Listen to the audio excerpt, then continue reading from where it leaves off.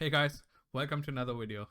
Today I thought of doing something different. I've got my camera and OBS set up, and I just wanted to talk about the modern aspect of gaming, which is time-gated content and how that affects our playstyle, and also what kind of constraints it puts. I wanted to see it from the perspective of my own playstyle when it comes to playing Destiny 2 as my only live service game, and I want to see what components of Destiny 2 induces this fear of missing out on content if you're not playing to catch up.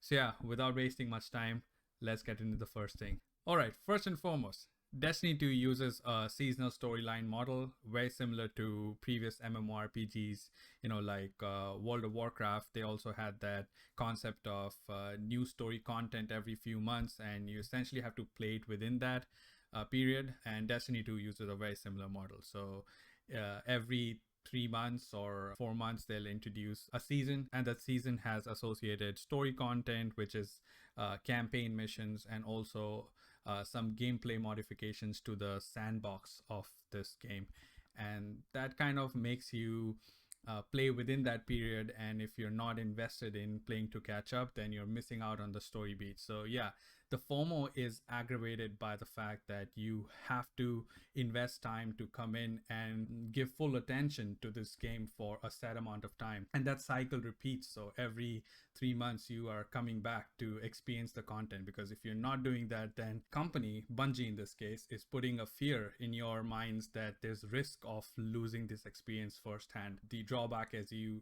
have to later come back and experience the story on a YouTube video or some game wiki page.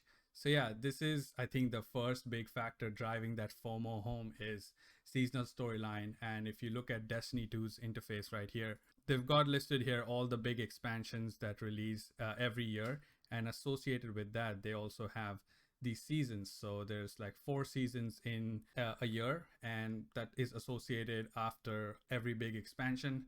So all of these seasons that are mentioned here have storyline with them, which follow through. So it's not like you can come in, experience one season, and then miss out on the next one and then come back again. You'll have to make a point to at least stick around for a good bit of time to experience all of this narrative. So yeah, I feel this is the biggest factor that induces FOMO. All right, so the second thing that amps up this fear of missing out is this concept of weekly reward offerings from various sources in the game. They have a cyclic nature to them, and there's some kind of reward being offered every week for certain tasks in the game, or just general acquisition using in-game currency. And the community of Destiny content creators and the social media groups, they're so proactive in letting you know that there's something of in-game perceived value being offered by some merchant or some mechanism, that this triggers a very wrong sense of urgency in the minds of semi-active and active players to go and hunt down that item that very week or that very moment. And just because you're probably going to have some use case for that thing down the line. So yeah, that's the second thing that kind of makes you come back to this game and constantly be in that mental state that you shouldn't miss out on something. So these cyclic weekly offerings from various merchants is the second factor. Okay, so the third thing, every season in Destiny 2 comes with its associated power grind or level grind. It's a very normalized process to a certain point, but the last few levels really requires you to interact and play the game in a very specific manner. You see these yellow things in the game, you really have to go in and play those certain specific things to make sure you're reaching that hard cap for that season. And why is that important? Because if you're not reaching that hard cap, then you're not getting access to the most challenging or most rewarding content in the game. And that often is the appeal of reaching that power level max cap for that season. So for an active player, it's not a problem. You play regularly, invest a certain amount of time in the game, and you can reach that level, and you can also experience all of the content. But for a casual player, the FOMO can hit hard. You have to make sure that in the span of those 3 months, you're spending your time in a optimized manner to reach that level and then experience all that the game has to offer that season, which includes the most challenging content and the most rewarding content. So yeah, this is the third thing that I want to talk about, which is the grind to the power level every season. In Destiny 2, a lot of the vanity and achievement specific items also have time gated elements to them. I mean, there are a lot of weapons that you can collect that season. There are a lot of in game achievements that you can complete, which the game calls triumphs. There's a lot of titles that you can associate with your character for completing very specific achievements in that season. And, once the season goes out, usually they remove these vanity items. And the thing is, it's for a player like me, it's not a big thing that, I didn't get all of the stuff done that's possible that season. But when the game screams out that you just have 7K triumphs out of a 22K total, it kind of puts your brain in that weird state that you need to get that number higher, or you have that inkling to complete all specific achievements in that season.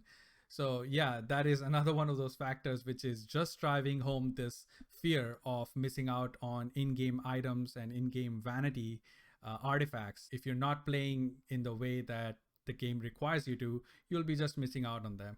But it's not a big thing for me, but for a casual player who's just getting into the game, looking at all of this unaccomplished task can just put a lot of pressure on your playstyles. So yeah, for an adult, this might not be the best thing to interact with on a day-to-day basis. So the fifth thing, which I think is very specific to Destiny 2 and is a big factor in inducing that fear of missing out on content if you're not playing the game every year, and that is Destiny Content Vault. I mean, Bungie, at an unspecified interval, removes content from the game and replaces it with the new stuff. They do this because the old content is not being interacted with at a same rate as the new stuff, because it's a live service game and the player base usually just engages with the latest stuff. So yeah, definitely the old content gets low activity rates, and that's why they move it out of the game and make space for new stuff. For an active player, the idea of moving out all of this content is not a big problem because they're interacting with the game at a regular basis and they've experienced all of this stuff and consumed the content that was available. But for a casual player who wants to just come in and experience every big expansion, for example, in Destiny 2, it puts a pressure on their playstyle to make sure that they're coming in at the right time and experiencing the entirety of the campaign before it gets vaulted. So yeah, this is another big FOMO inducing factor that Destiny 2 has, and I don't know how they can solve it because it is a live service game and player engagement for all old content usually becomes really low. But again, this is just stuff that people are paying for, and if Final Fantasy XIV can have horizontal progression where a lot of the older content just stays forever, I think Destiny 2 can also probably do some kind of design revamp to include this stuff every year and not go with this idea of vaulting content, which just induces so much FOMO. So the final point I wanted to pitch was how games as a service products often have these evolving sandboxes for game design, which makes certain things meta in the game for a certain period of time. And Destiny 2 is not any different. Every season they'll have this artifact and its associated mods, and by acquiring experience in the game, you unlock these mods. And one of these mods in the artifact is usually the factor which elevates a certain archetype of the weapon to rise above the others. And within that, there'll be very good performing guns for PvP or PvE. And it kind of puts a pressure in people's playstyles to make sure that they're running after these guns or certain archetypes to make sure that they're relevant, both in competitive multiplayer modes or the PvE modes. So yeah, this is one of those other factors where every season there's a new rush to acquire what's the best performing weapon that season. Although I do have to acknowledge that Destiny 2 at its core is about finding more weapons, finding more gear, which is best suited for your playstyle, and this idea of making a build. But I'm just using Destiny 2 as an example to show that what components of games as a service product often induce FOMO. So with all this said, what is my take on this? To be honest, it's not the most ideal content you want to be playing as an adult.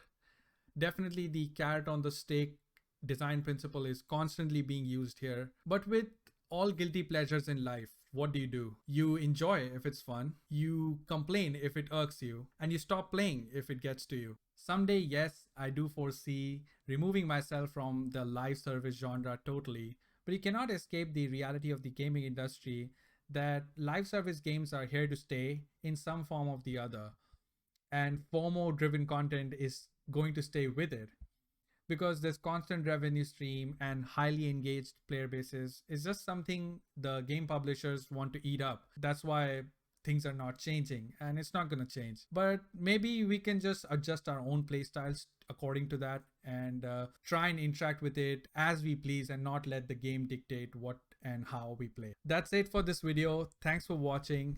Let me know if there's any live service games that you play and enjoy and maybe have gone through the similar kind of retrospection. And yeah, thanks for watching another video, and I'll see you guys in the next one. Bye for now.